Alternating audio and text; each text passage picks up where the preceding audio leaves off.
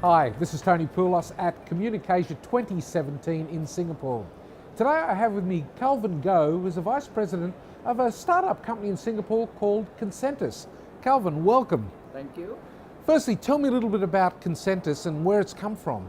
Okay, well, Concentus actually we are part of a small group. It started from a technology investment company, and when the technology has matured, it's spun off into a business. So Concentus actually represents a product called 3D Analog. And this 3D Analog is pretty unique in the sense that we marry together gaming technology with a very traditional industry, that's construction, architecture, design. And we put the two together to present a new solution to the market. So mixing gaming technology and building seems to be a dramatic sort of thing to do. What's the reasoning behind it? Okay, traditionally when you have the construction industry, they see the 3D models as nothing more than a representation of their actual construction, right? So it's something to look at, it's nice, it's impressive. Now, by combining the gaming and technology in there, it makes that environment interactive. Okay, and that gives us the ability to do some really interesting things with the model. What are the interesting things? Can you go into the building? Can you walk around? Can you visualize what it will look like? Oh yes, you can do all that. In fact, you could have done all that before with the 3D technologies that already exist for many years. The interesting things that we are able to do is we can, you know, smart cities, right? Smart buildings. Yes. There's a lot of data. There's a lot of systems that manage those information. Now, they are usually discrete systems, and you try to integrate them, and you get a very overwhelming load of information and data. So by representing the building or the facility in 3D, it allows us to layer that data in a very intuitive way.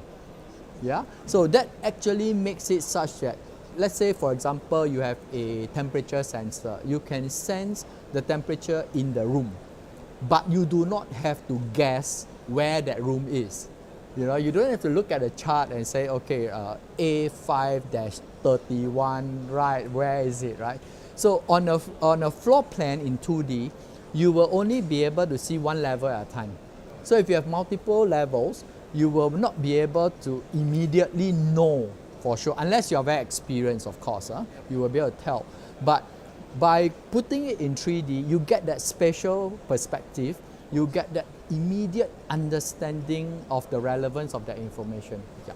So presumably it's not just for the initial building and construction part of it, this can be ongoing, and is it used as part of the building maintenance going further? Correct. You can actually take this application and extend it into building management, facilities management, you know.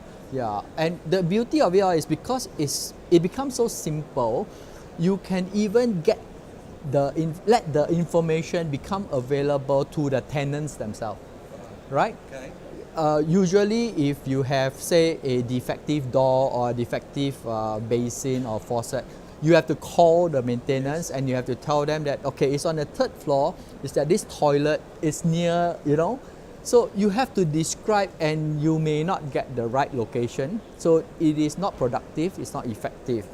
With 3D, what you are then able to do is you can log into your, say, I don't know, a tenant kind of a website or portal. Yep. Go to the place where you know the problem is, because it's in 3D, yes. Your perspective is very clear. You click on it and then you raise up a form for a work order and you submit it. There's no error, right? You don't have to remember asset tag, you don't have to remember other.